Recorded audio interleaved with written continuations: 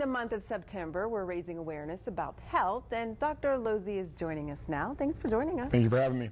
We have a lot to talk about, and we want to start with childhood cancer. What is the average age that children are diagnosed? So on average, it's about 10. It can range from 9 to 13, and there's a host of different cancers. About 17,000 kids are diagnosed a year.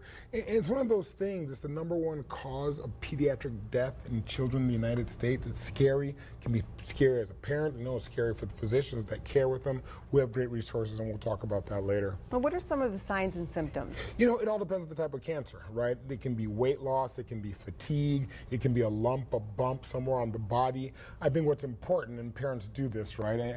Not necessarily to be overprotective, but you see your kids, you know something's off, right? If you have a rambunctious kid and they're all of a sudden don't want to wake up, don't want to eat, something's wrong. If they look listless, if they're pale, something's wrong. Changes in their body, all of those things are warning signs that you should go see your physician. Yeah, you have to pay attention. So Absolutely. Talk to us about ovarian cancer. What's the average age of diagnosis? So this is different. So while it was 10 in kids with ovarian cancer, it's a cancer of aging, and so it's 63, right? It's actually the leading cause of gynecological deaths amongst cancer, and there's no good diagnostic test. That's the scary part, right? It's not like cervical cancer that you can do a PAP, or lung cancer you can do a CT, prostate cancer, which we'll talk about in a second, that you can do a blood test. And so you got to know the risk factors in your family history. So talk to us about some of those risk factors. Well, smoking is always going to be a risk factor, right? So I think that's important. Genetic history is key. If you have a first-degree family member that has had ovarian cancer, you had a much higher rate of having it down the line. Well, interestingly enough, if you've been pregnant at least once or twice, it actually reduces your risk. So I'm not saying you should go out and be pregnant to reduce ovarian cancer, but those are the numbers, and breastfeeding and oral contraceptive pills help as well. Well, what are some of the symptoms we should be looking for when it comes to ovarian cancer? You know, for me, I think one of the biggest ones is change in abdominal symptoms like bloating, fullness, bleeding can happen, right? People can be pale or have anemia.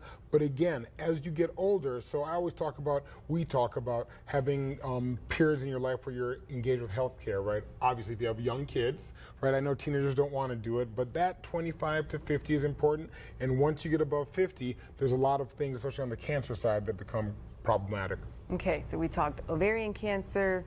Now let's talk about prostate cancer. All right, so we've gone from kids to females and now men. So 1 in 8 men will be diagnosed with this in their lifespan. However, this is kind of like ovarian, 66, so it's a cancer of aging, more likely to develop in those older men and non-Hispanic black men, right? So you really got to worry. I mean, things that you can look out for is a change in urinary stream, some fullness, potentially pain. Got to go get that checked out. Okay, so how do doctors screen for prostate cancer? So there's a whole host of ways that you can actually screen for. There's a prostate exam, there's ultrasound, there's MRI, there's some blood tests that we can do that can give you a signal. But at the end of the day, right, depending on your age, if you have a family history, you should go get it checked out. If you're African American, you should go get it checked out around the age of 45. As you get older, though, because the life expectancy with prostate cancer is longer, you should talk to your physician or clinician about whether you really need the test, because 10, 15 years might be the duration of treatment, and you might decide not to do it. Okay, what about some helpful resources? So we always have the helpful resources. I mean, Paso Children's Hospital is immense, right? They do an immense job of treating kids with cancer. I mean, St. Jude's is a nonprofit organization, and sometimes they partner with them. I think the Rio Grande, Texas Oncology, you can see the host of organizations there that are focused specifically on ovarian if you're female, prostate if you're men. And I think since we've talked about prostate and we've talked about ovarian, I think it's also important to talk about sexual health, right? So there's also Sexual Health Month, right? So get a checkup if you're sexually active. Get tested for sexually transmitted infections. Wear a condom, right? Get tested. There's a host of resources on the right-hand side. Talk to your doctor about things that change in your body.